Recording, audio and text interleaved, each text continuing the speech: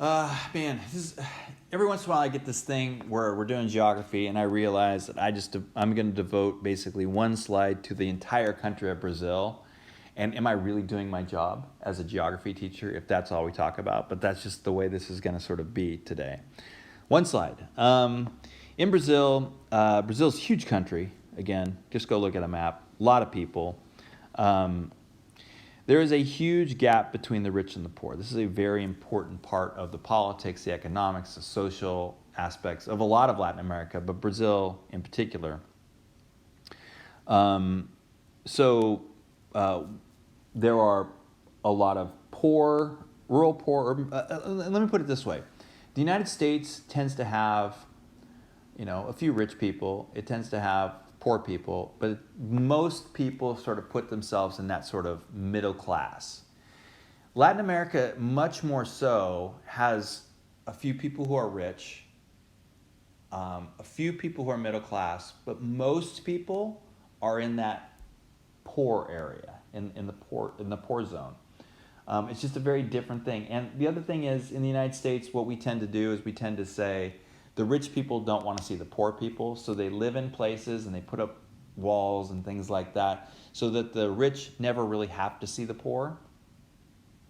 I know it seems totally weird like that, but we have these sort of neighborhoods, and it's okay for the poor to be over here, but it's not okay for them to be over here. And so you're not sort of confronted with the inequality of the whole thing as obviously. Latin America is a little bit different. Latin America, it all tends to be mixed together a little bit. Not that the rich are living in the midst of the poor, but they do tend to live inside of one another. Like, it's not as sort of, it's very much sort of in your face quite a bit, where you can be in a poor area and look up the hill and see these beautiful houses up there, or be up on the beautiful houses and look down on the poor. I mean, it's a very interesting thing. So Brazil is in the same boat, and there's this huge gap between the rich and the poor. The rural poor want land redistribution. And they say that, well, we'll talk about that more on Monday. A third of the people in the country live in the cities, live in these favelas, these slums, the things you guys just saw there. Some are more favela-y than others, but they're definitely not like the best place to live. I wouldn't exactly say that there's probably worse places in the world, but those are definitely. Even at the end of that video, it talked about how the groups that were trying to do the most control in the favelas in terms of lockdowns and all that were the drug gangs, because they tend to be the ones who are in charge of law and order. If there is such thing as law and order in the favelas, the police just can't extend their power into those areas. They just have no desire to, and so the drug gangs really do sort of run these places.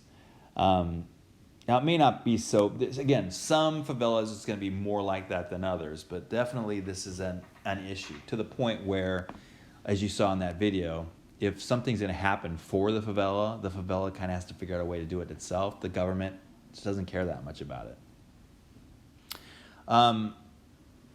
If you see up here the unemployment rate, you can see how in 2017, 2016, this kind of went up quite a bit, and that was a problem. Let me just talk about that.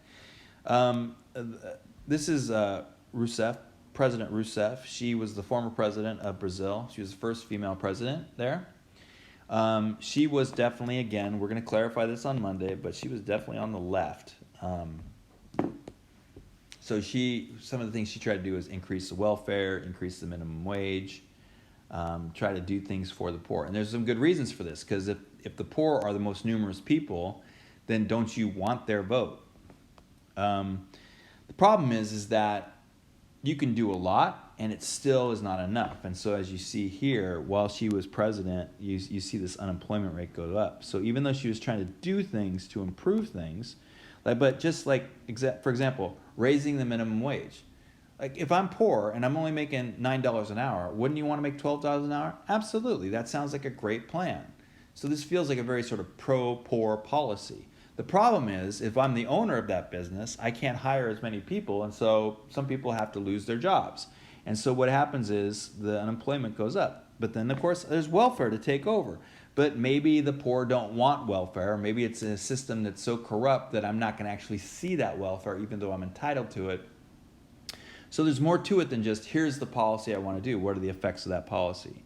She actually gets impeached in 2016 in the midst of this whole thing. And under corruption. Now, was she corrupt? The answer is probably yes. But the way Latin American politics works, it would look to us like corruption almost all the time. Things that are very normal in Latin American politics would seem to us like corruption. So, yeah, and in fact, this is happening all over Latin America, where if you were a former president, you're probably, like, once you're done being president, you're probably going to be on trial for corruption by the other party. It's just a thing that happens all over Latin America now, and it's real problematic. 2018, this guy named President Bolsonaro takes over, which you guys saw in the video. Super healthy dude. He's considered the Trump of Brazil because he is much more on the right. So again, you have to save this talk about left and right for Monday when we'll talk about left and right in South America. Last thing I want to talk about, that was Brazil. I hope you enjoyed it.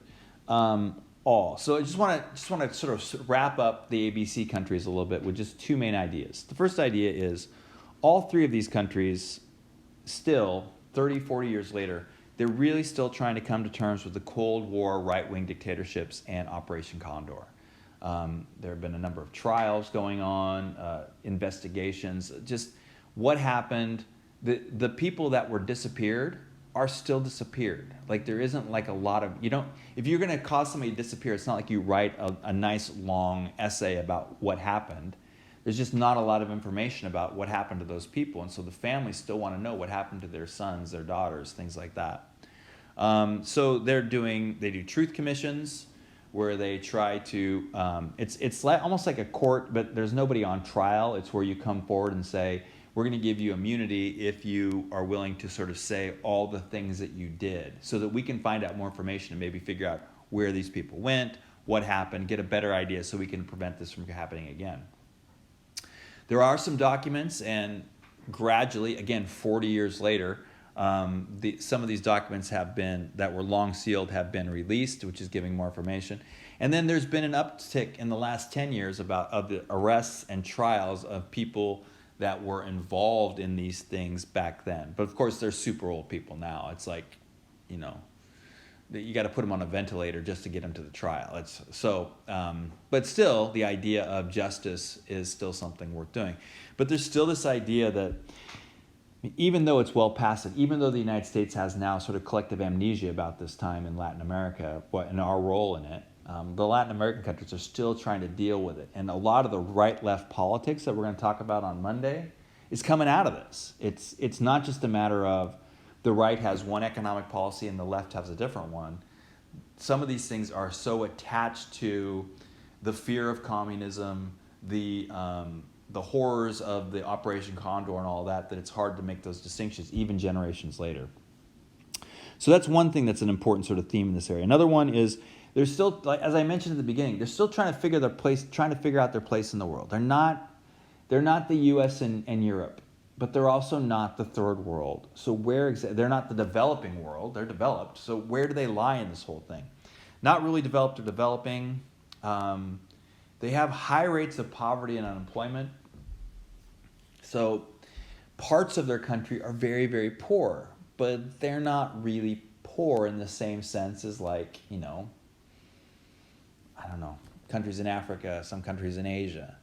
And the other thing is, they're always constantly in the shadow of the United States. They're really too close to the United States to really have power or say in what happens in the world.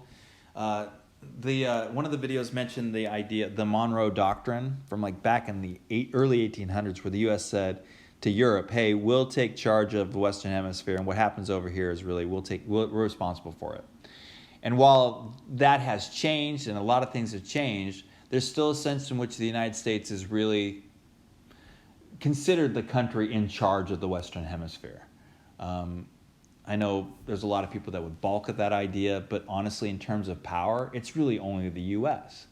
And so even though Brazil is this large country with lots of people, It's not going to get a lot of say in things, even though Argentina has a strongish economy sometimes, or Chile has a strong economy. It's not going to get a lot of say in things. So, where exactly do they fit this whole thing? Are they just sort of the awkward neighbors of the United States? Is that their role? That feels like a weird thing to do. Are they a growing part of the economy, or are they just sort of a sideshow? And they're still trying to figure this out. And I don't really have a good answer for you on these things either.